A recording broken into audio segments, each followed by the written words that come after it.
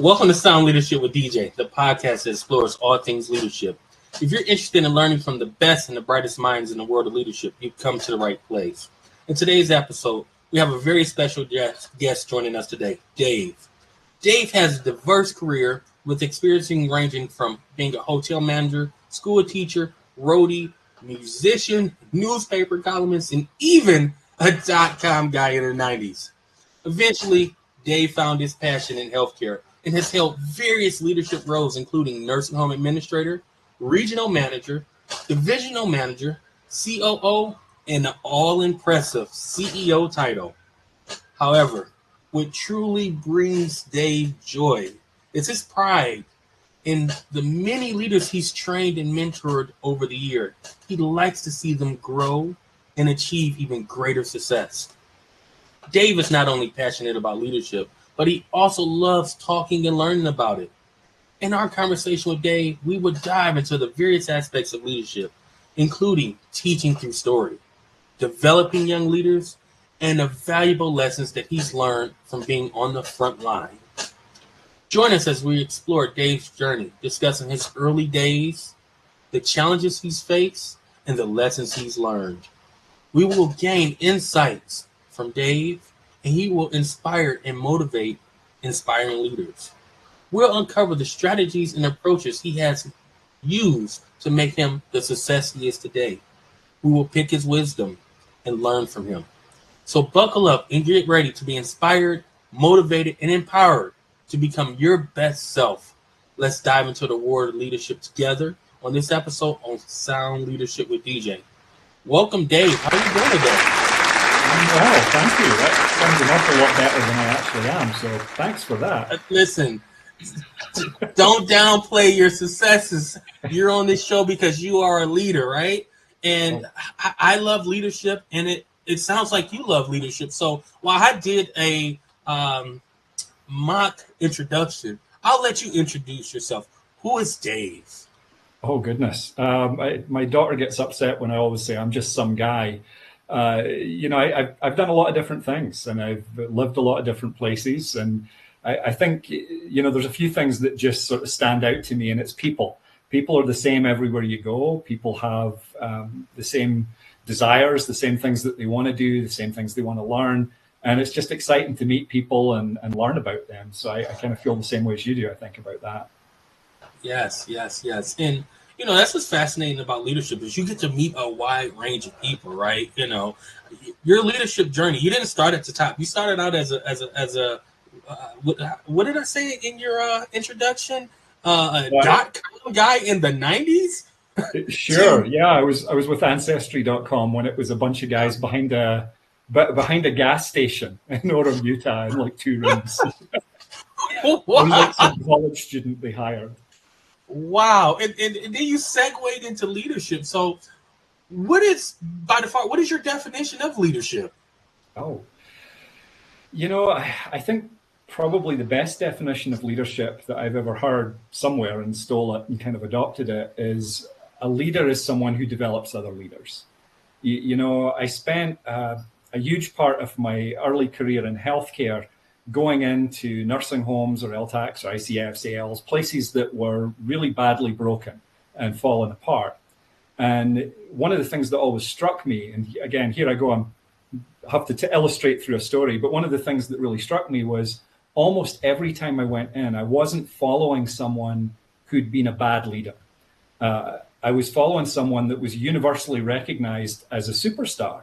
But once they'd left, the wheels fell off the bus within 3 to 6 months. Now, in my mind, that's one crappy leader, because if you only have to be there all the time and have your fingers on everything, I think what Jim Collins called the genius with 1,000 helpers. And we all know those leaders, that they have the right idea and they've learned management speak to try and get people in meetings to say what they want them to say and go, great idea, well done. I'd rather have an idea that's maybe 90%. 80%. But if it came from someone that's in the field, someone that's in your team, it's going to be better because first of all, they know things I don't. Second of all, they're going to be bought in. They're going to make that thing work much better than if they're just trying to implement my stupid idea. And last of all, I think, a real leader has to draw that out. I think that, especially in healthcare, we've got a bit of a superpower in that we aren't just having to motivate people or inspire people to make widgets. What we're doing is dealing with people, and nobody got into this business to become rich and famous. They got into this business to make a difference. And what we have to do as leaders is remind people, reignite that spark, reignite that passion. That's our superpower, because it's easy. You just got to bring them back, and stories help do that. And I know I'm kind of all over the place, but for me, that's what leadership is. It's helping to reignite that passion so you can get the good ideas from the CNA that works night shift on Sundays. And so she knows things you don't know. Yeah. She's had 40 years to think about a solution, which is a lot longer than I've had. So I think that's what leadership is. It's seeing those great ideas, inspiring, drawing that passion out, and then helping those people develop and put structure around their ideas so that they can do that in the future. For me, the proudest thing in my career isn't how well we did or it's certainly not EBITDA or census. Yeah. For me, the proudest thing in my career is, in fact, on the shelf behind me, you can see there's a little thing up there that I got from one of my nursing homes when I left as the administrator, and they all signed it. Wow. It's a bit of rubble from the construction we did. And what I love is from that place, we've had, I think, 13 administrators so far, 16 DONs, a bunch of regional VPs. One of my CNAs is a senior VP of marketing. I mean, to me, that's the success, is that they did much better after I left. Wow. No, and what you mentioned is very important, right? Because like you said, they followed the leader, but the moment the leader left, like you said, the wheels fell off the bus. And, I think it's interesting, right? Because in order for us, I feel, right, for us to be effective leaders, we have to empower our team so that when we get off the bus keeps moving down the road, right? It doesn't fall apart when I'm not there. When I'm not in the facility, you're not in the facility, or we transition to a new facility, right? We want to empower, we want to inspire. So how do you empower and how do you inspire your team to continue to push that bus down the road? It's so individual. You have to really get to know people, and you can't fake it. It has to be genuine. If you're trying that business speak and like, tell me about yourself, people see through it a mile away. You have to understand, what is it that makes this person tick? What's the thing they're fired up about? Is it CNAs? Is it dementia care? What is it? And when you can find that, being able to reignite that spark a little bit. I think I always like to tell stories and remind people why we did it. And I got a good one if you want it in a little bit, but it's on why I got excited about nursing care that works. But once you found that person's story and heard their story about why they care about it, then what you've got to do is help them develop those skills and tools to be able to have the confidence to make decisions on their own. I'll give you an example of that. I had a maintenance guy, Nathan, brilliant bloke. And he was really new, really young, early 20s. And this guy used to come to me almost every day with a new problem. And it was always, here is our problem. And he's now made it half of mine. He'd wait for me to give him the answer, because that's what he'd always had. He'd always wait for me to say, this is the answer, go forth. And I used to drive this poor guy nuts, because I would ask him, what is it that you think we should do? How's that going to impact the staff and patients? What's it going to cost? What's some other alternatives? And make him go through those questions. And I remember he told me that after about 6 months, he came to me once with an issue. And, he was coming with a problem. And he says, and he stopped on the way to my office. He says, Dave's just going to ask me, what's my solution? And so he went away and he thought of a solution, and he came back a day later and he says, wait, he's going to ask me, what are some alternatives to that solution? So he thought of some more. And then he says, on the way back to your office a third time, I went, he's going to ask me what it costs and which one's the best and how is it going to impact staff and patients. And so he went and thought about that. And he says, I decided this one option was the right one. He says, I was on my way to your office and I thought, I'm not going to waste my time. He's just going to tell me to do the one I decided on. And he was coming back to sort of let me know what he'd done and maybe seek a little bit of approval. The solution he came up with was actually not one I would have done. Wow. But it was the right zone. Yeah, it was the right solution. Not because it's one I would have thought of, and if I had, it's not one I would have chosen, but it was the right solution because he'd gone through that process. He'd figured out how it was going to impact people, the cost. He'd done the analysis and he'd come to a decision and then gone ahead and implemented it. And I couldn't have been more proud of him.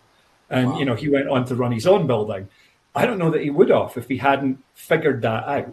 Yeah. And you've got to let people figure it out. You've got to let them make mistakes. You've got to let them come up with something that's different than you would do.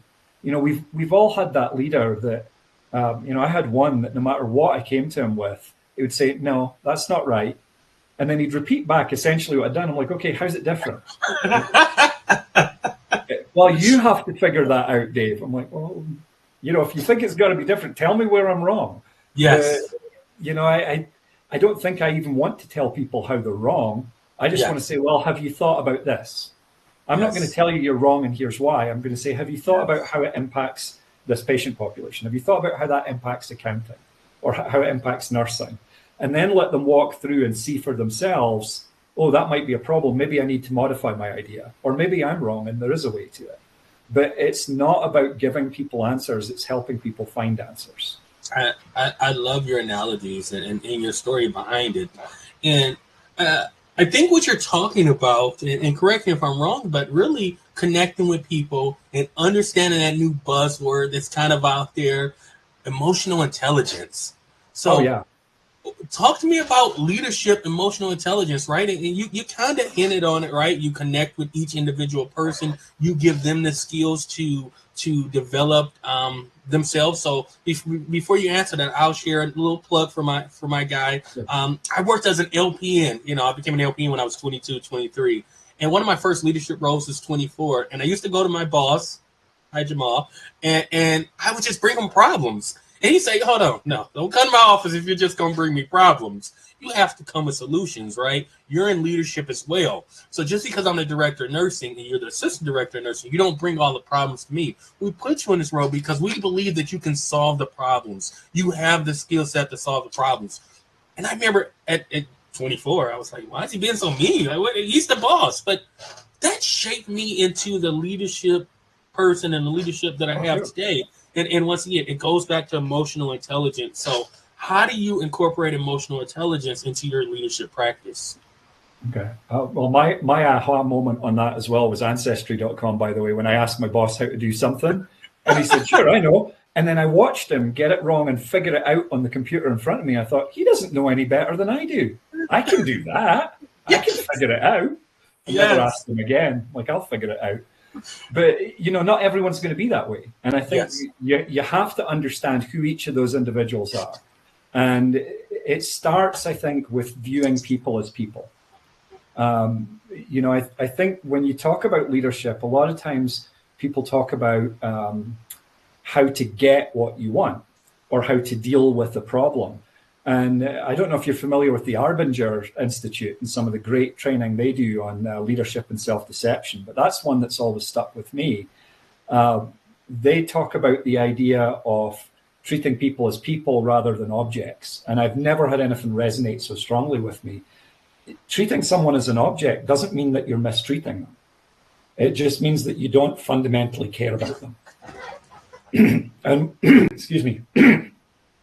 So what I mean by that is I can say, I need this person to do X, Y, Z for me. Yes. Maybe I give them a raise. Maybe I give them a promotion. Maybe I praise them if that's the thing that they like, because that's not everybody's thing. Or this person is a problem. Maybe I start them on a plan and write them up. Or you can do all the things and you can say it and package it as nicely or as unpleasantly as you like. But regardless of that behavior, hard or soft, there's an underlying, do you care about this person as an individual? And as is my way, I'll tell you a story that illustrates that, where I got it wrong. All my stories are about where I got it wrong. I just got back. That's how you learn and grow as a leader, though, right? You don't lead by all successes, right? Great leaders have failed multiple times, repeatedly, right? And we learn from our failures, and we're not afraid to display them for others to see, right? I always tell people, right? I have failed so many times, and if I can prevent you from failing, then that's what I'm here for. I want to assist you to greatness, so you don't have to go down the same road. You don't have to take the fails that I've done, and I'm not afraid to share it. And you're getting ready to, like you say, share a story about a time that you failed, and you're sharing with others so they don't have to go down that same road. Well, yes, that's where, a lot of times we want to punish mistakes, and it's really, we should celebrate mistakes. Yes. I had a CNA, 18-year-old CNA, who made a mistake with infection control during a survey, and then compounded it when she saw the survey write something down. She kept making it worse and worse and running out the room crying in her PPE, and just, it was a cross-contamination nightmare. We ended up getting a pretty major tag for it. And I heard about it, and I went and found this CNA in my office, and she's sitting there sobbing, waiting in my office. I don't know why she was there. Someone had sent her down there. And she's on the phone to her mom and saying, I know this is my first job. It was her first job. She'd been like 3 months. And she goes, I'm going to get fired, And so I said, whoa, why do you think you're getting fired? And she says, well, I made this big mistake. There's at least a $25,000 fine. That's going to be a revisit. And I said, okay, but what do I want right now? What I want right now is to be able to clear the tag, and I want to be able to fix the mistake, have good QA, have everybody in the building trained. We're going to do all those things, retrain and monitor to make sure we don't have this issue. And I said, I got 212 employees in this building. Out of all 212, which person in this building is the least likely to make that mistake ever? It's you. You are the last person I want to fire, because you are now my absolute champion. You're my person that knows this better than anybody else and is deeply connected to never getting this wrong again. You're the person that I want here. I want everybody else to be as focused on this as you are right now.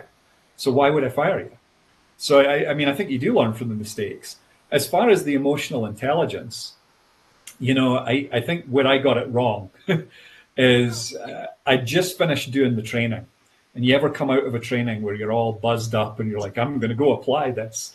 Couldn't wait. And, they talked about how to let people go and how to treat people the right way. And I had this nurse, and it had been a long set of issues with this manager, and we were going to have to terminate her. And so I sat down and I said all the right things. I used all the right words, and, we care deeply about you. We want you to be happy. We don't see that happening here because of these things, blah, blah, blah, blah, blah. And inside, I didn't really feel that. Inside, she was a pain in my rear, and I wanted her done because I was just over it. We're human. What's that? She saw right through me. She saw right through me. And she's like, you're just using all that management speak. You don't believe a word of that. And I stopped and I said, you know what? You're absolutely right. And I'm sorry. I'm sorry I tried to do that to you. That's not fair. It's not right. I'm mad about what you did. I'm frustrated with it. And I've been frustrated with your performance. And we are going to part ways with you. And we are going to try and make it as smooth as possible for you. And, we'll only give you good references and so on. But at the end of the day, you're right. All the things I was saying weren't true. I'm not really feeling that way. I'm feeling frustrated. And I'm sorry that I wasn't honest with you about that. Wow. But you fast forward a few weeks later, and I learned from that. I had the worst receptionist in the world. Our telephone system was just beyond her. She could not figure out how to transfer a call without hanging it up. And she couldn't do it. It was long past time, and it was just time to end the relationship. And she was a good kid, young, I think 19. And I thought before I talked to her, I stopped and I took about a half hour to think about all the times I'd failed, and to think about all the times I'd been in the wrong position or not able to get something or do something. And I thought, let me really focus in on what that feels like, so as that I can understand her and I can be genuine in talking to her about that, because I can relate that to something that happened to me. And so I brought her in and I just said, look, what do you want to do with your life? And we ended up just chatting. And after a while, she opened up and she started telling me about how she wanted to cut hair. She wanted to go to beauty school. We started looking up local beauty schools. After a couple of hours, we figured out, that there was a school nearby. We even called them. We got her accepted to the next fall, to the next semester. She got a partial scholarship. And she's all excited. And then she goes, oh, but how am I going to be able to go to those classes with my job? The schedules aren't matching. And I said, well, I don't think that's going to be a problem. And she says, oh, are you firing me? I said, yeah, I am. And she ran over and hugged me. It doesn't usually work like that. People are usually upset, need time to process. But the difference is, if you genuinely care about someone, if you genuinely are thinking about that person, it has to be real. It has to be real. They'll see through it if it's not. And I think if you genuinely care about them, you can have hard behaviors, you can have soft behaviors, you can have difficult situations, good situations. I mean, heck, I've been in situations where I got a bonus and was ticked off about it because they didn't care. I'd rather they just said thank you and meant it. Rather than I'm doing the thing now. You have to genuinely give a darn about people. Otherwise, you can't be an effective leader with good emotional intelligence. Wow. I love the stories. I love the stories because, they paint a picture for the listener, and they paint a picture for the person that you're talking to, right? And what you're doing, you're captivating them, you're bringing them in, and you're bringing them to a level and giving them an experience that they may not have experienced. So let's talk about how you became an administrator, how you got into healthcare, right? I've recently interviewed two senior level people in the American College of Healthcare Administrators, right? And, they shared how they fell into becoming an administrator, right? And I've said it plenty of times on my podcast, right? I became an administrator just because I wanted to do better, right? I was a nurse, I was a director of nursing, and I wanted to go that step farther, and I wanted to marry operations and clinical. But what's interesting is, right, many people don't know about a nursing home administrator. They don't know what they do. They didn't even know the job title exists. When you think of nursing home administrators or nursing homes, you think of nursing. It's in the title. Yeah. And if we're being honest, they're 70 to 80% of your budget. So they are who you think of when you think of a nursing home. But there's a little person generally, in the background who, helps oversee and helps it, keep things moving. That's the nurse home administrator. So how did you get into being a nurse home administrator? How did you hear about it? How did you learn about it? And what keeps you doing it all these years later? That's a huge question. First of all, though, I love your idea of the nursing home as this little guy in the background. I always like the idea that the further away you are from the patients, the less important you are. So there's nobody more important than the CNA, and then all the way up to the CEO is the least important guy. Yes. But as far as how I got in nursing homes, like most things in my life, by accident. I came to the US the first time due to a clerical error from university paperwork. As far as coming into nursing homes. Oh, you're not going to gloss over that. You came into the U.S. How? It was a clerical error. They sent, I was going to go to law school in Edinburgh, and they sent a rejection and a acceptance to everybody by mistake, and then called people and said, oh, this is what it's supposed to be. But my family had moved, and one went to one address, one went to the other. And I thought, I don't want to work construction with my dad for the next year. And the only place I'd applied was in America to get some friends of his off my back that kept saying, come here, because they were alumni. And I went, you know what, I'm going to America for a week. And then it turns out that I actually was accepted to law school after all. So by that time, it was too late. I was in America. But, this is, my whole life is a series of accidents. And becoming a nursing home administrator was the same. I finished my MBA at University of Georgia, and I had a job lined up in, I think it was Dayton Power and Light. And I was supposed to go and work as a Six Sigma process engineer, which sounds horribly boring. So I'm really glad it didn't work. I was loading the moving truck, and they said, we're actually got a hiring freeze right now for the next year. We still want you, but in a year. And, I had an infant daughter with some special needs, and my wife, and I'm like, we can't do this. So I called everyone I know, and my friend, Brian Hulse, great guy, he had just finished his AIT with the Ensign Group. And he says, this is great. They won't be hiring AITs for 4 months, but our annual meeting is in 2 days. And you can come crash in my hotel room. So I hopped on a plane. He called me at like midnight because I was in Illinois and time difference. And then I hopped on a plane about 8 hours later, flew out to California, gate crashed Ensign's annual meeting, and couldn't keep my mouth shut when they were asking questions in the thing, and just started answering everything. Over about 3 days, I ended up meeting everybody there and interviewing with them, and they just hired me. So that's how I became a nursing home administrator. Wow. Just, Wow. I don't know, kind of persistence and necessity, jumping on a plane and gate crashing a meeting and having an opinion about everything. But the reason that I stayed, as always, I got a story. I'd been a nursing home administrator maybe about 3 weeks. And, I'd never really done anything more than a few years before I got bored and moved on. And here I've been in healthcare of one type or another for 20 years. Wow. I'd been about 3 weeks as a nursing home administrator, and I had a woman come in and scream at me. And Wow. It gave me this huge moment of deja vu, because 4 years earlier, I'd been a hotel manager. And when I was managing the hotel, I had a guest that came in and demanded to speak to the manager. She screamed at me, she yelled at me, she called me every name in the book. And the reason that she was so upset is the curtains in her room were the wrong color. Okay. So what did I do? I did all of those things that you learn in management classes. I apologized. We switched out the curtains in her room. You smile. You're like, we're so sorry. What can you make your stay better? Blah, blah, blah. Gave her some extras to her stay. And that was that. But inside, I was not having good feelings towards this woman. I was hoping that something horrible happened to her on the way out of the hotel.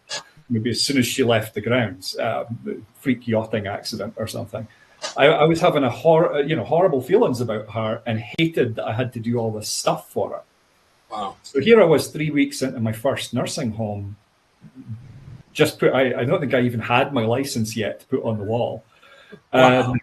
I'm sitting there, and this woman comes in, demands to speak to me, screaming, yelling, throwing things, cussing me out, calls me every name in the book, because the curtains in her mom's room were the wrong color. Room 101, bed B, Whittier Hills, California. And I just was suddenly taken with this deja vu. It was the exact same situation. So what did I do? She tells me that Oprah told her you need a certain color of curtains to promote healing. Fine. So what did I do? I switched the curtains out.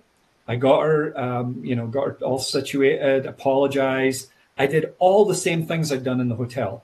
On the surface, the two interactions were almost identical. But underneath, I was having this moment of realization. It's not about the curtains. She's upset because her mom has 3 roommates. She's upset because her mom doesn't recognize her and isn't able to speak anymore. She's upset because her mom's probably not got that long to go. She's got upset because she's mourning someone that she's been gradually losing for years, and she has no control over any of it. She has no control over the Medicaid or the bed or the insurance or what the doctor's approving or what's happening to her mom. She doesn't have control of it. But what does she have control of? She has control of the curtains. And as an administrator, as someone in healthcare, I have the extraordinary privilege of being able to help her have that control again. And taking those skills and those leadership things and customer service things that you learn in other professions and using them for something that actually matters. Yes. And I get to give her that control back. That's why I stay. That's why I've been in healthcare, because it's a 1,000 moments like that where it's not about making widgets. It's not about someone who wants a free night on their hotel stay. It's about someone who has no control over one of the worst things that's ever happened in her life. And you get to help her have that. Why wouldn't you want to do that? And if you can find everyone that works in this field has got that moment, maybe not quite as weird and deja vu-y, but everybody that works in this field has something that they go, I helped that person. Yes. And if you can get that story from them, if you can draw that out of them, it reignites why they're here. Because anything can become a job. Anything can become a series of tasks. Yes. But it doesn't have to be. You've got to reignite that. My father-in-law was a corporate pilot, and by the end, he used to get annoyed about, I got a 5-day trip to Paris where I'm stuck in a 5-star hotel with nothing to do and $1,000 to spend every day. That sucks. What? You know, anything Yes. becomes a job, and it stops being about helping people. It's I've got Yes. 10 showers to do, like you said. Yeah. I've got, people to change. I've got people to feed. No, you get to help someone. And if you can get people to remember that moment, that is the superpower of leadership in our field, because no one else has that, to be able Wow. to reignite that passion and re-inspire people. Inspirational story, and like you said, all of us, right? I'm an administrator as well, right? We have those stories, and I know why I stay into the field, but this podcast is not about me, so it's nice to hear why you're staying in the field and your thoughts on it, right? So as we start to draw to an end, Sure.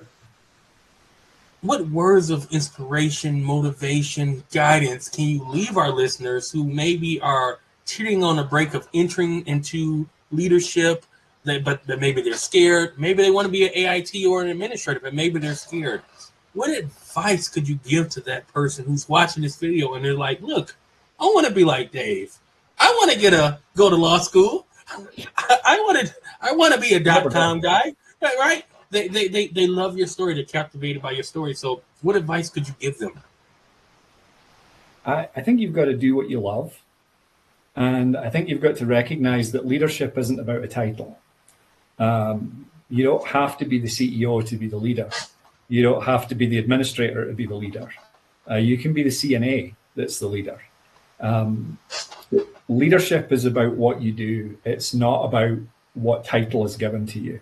I've seen greater leaders in emergencies. I've seen greater leaders come from the floor as a CNA than any administrator. I remember having to evacuate a nursing home. I was a regional at the time. I happened to be there. FEMA knocks on the door, said that a dam had burst. We had 50 minutes to get 100 people out. And I went looking for the administrator, and he cleaned out his office and took off. He just left his patients. There was a nurse manager and a couple of CNAs. They were the leaders that day.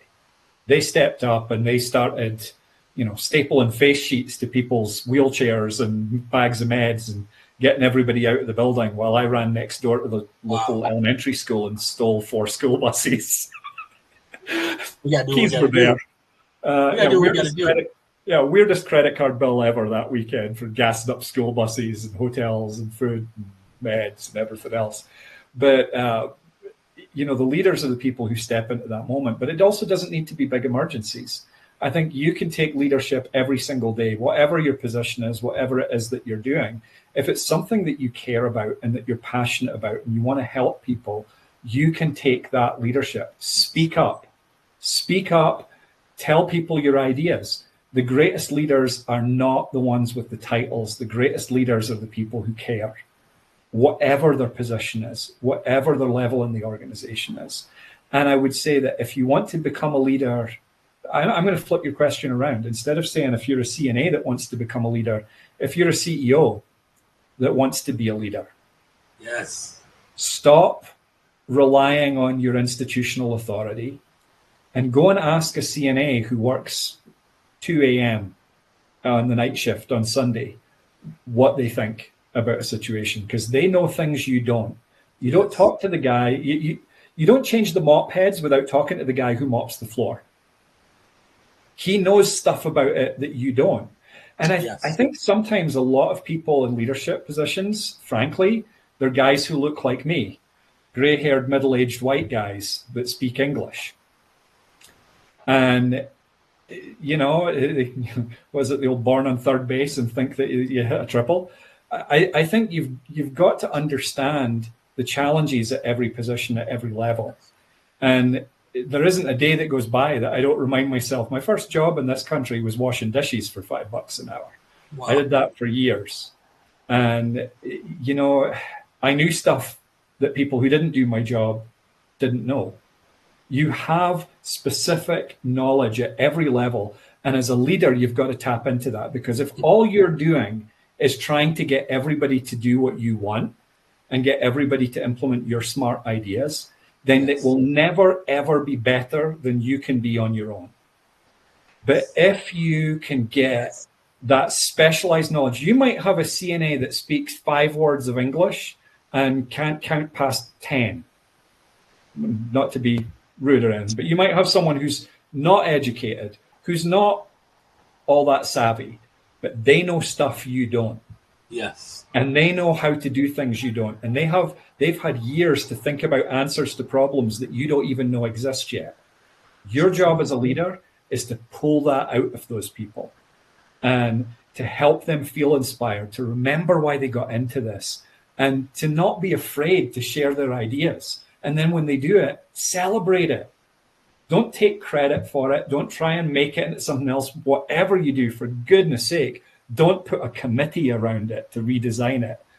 Take their idea, implement their idea, yes, and then give all the credit and praise to them that it was their idea, and look what they did to make the place better. Because when you do that, other people see it and go, well, maybe someone's finally going to listen to my idea that I've had for 20 years. That's what you do. Wow. I think that your thoughts on leadership is amazing. I'm inspired. I know the viewers are going to be inspired. So, Dave, how can people reach us? Tell us about you. Tell us about what you do outside of this podcast, right? I know you from LinkedIn, and that's how I've reached out to you. But how could others reach out to you and kind of really learn from you and see what else you're publishing and putting out? How can people learn? Sure. I've only recently started doing that. I've been telling stories for 20 years. And I think I told you before we started that one of the networking groups I'm in said they hate me because I write something, record it, and put it up within about 30 minutes. It's pretty low tech. It's not fancy, but that's what I do. I've got Dave's Exploding Ambulance is kind of the newsletter that I started a couple of months ago. I record videos on that, and same name on YouTube, Dave's Exploding Ambulance. But really, these are stories that I put them together fast. I record them fast. Oh, that's a picture of my mom right there. But wow. Yeah, when she was a nurse. But wow. That's a long time ago. Makes me feel old. I've got the black and white family pictures. But it's something that these are stories that I've thought about and used and heard from other people. They're not all my stories, but they're things that have been useful and things that have helped people over years. And so they might be things I'm just throwing up quickly, but they're also there's 20 years of thought behind a lot of these. Well, thank you for sharing that. Any last parting words for Ian? I'm just so grateful that you've taken time out of your day to really, share with the listeners your viewpoint on leadership. And you have the Dave Exploding Ambulance. People can reach out to you on LinkedIn. Is there email or something that they can email you if they wanted to? Sure. Continue to be inspired. Yeah, all my contacts on the LinkedIn. I've got my email, my phone number. People occasionally call me right out of the blue as well. That's great. I'm clearly happy to talk to anybody about leadership at any given moment. My wife says I have an unfortunate tendency to educate people against their will. So I will happily pull out a soapbox and tell stories and get excited about whatever the newest thing is that I've learned. But more than that, I want to hear other people's stories. I want to learn from all of you. I think I want to hear your curtain story, DJ. I know you've got one there, Demetrius. I want to hear that. I think that's exciting. We have recorded some 20 podcasts to this point, and I have yet to be interviewed on leadership. So at some point, somebody's going to have to say, I'm taking it over, and I'm going to interview you, right? Because I have not shared my thoughts and views, right? I do a little snippet here or there, but with us having 20 podcasts recorded, and I have not been a guest on my own show. Well, let's do that. I'm going to take you up on it. Let's do it. I want to hear your story. Earlier, you said you've got a story about why you stay in the business. Yes. I want to hear your story. We can make that happen. I enjoy healthcare. And, as some people know, right, I've been in healthcare since I was 18, and I love it. I worked as a CNA all the way up to, CAO, administrator. So I love it. We will have my time, but I want to thank you, Dave, for coming on Sound Leadership with DJ. I want to thank the audience for viewing Sound Leadership with DJ. We hope you gain valuable insights and inspiration from our conversation with Dave. If you've enjoyed this episode, please like and subscribe to our social media pages. You can follow us on YouTube and LinkedIn at Sound Leadership with DJ. And if you'd like to humbly follow me, my handle is Your Healthcare Consultant on Instagram and TikTok. I want you to remember, leadership is a journey. It's not a destination. And Dave shared that with us. Keep striving to learn and grow and never give up on your goals. We wish you all the best in your leadership journey, and I hope you join us again here soon for more great discussions on Sound Leadership with DJ.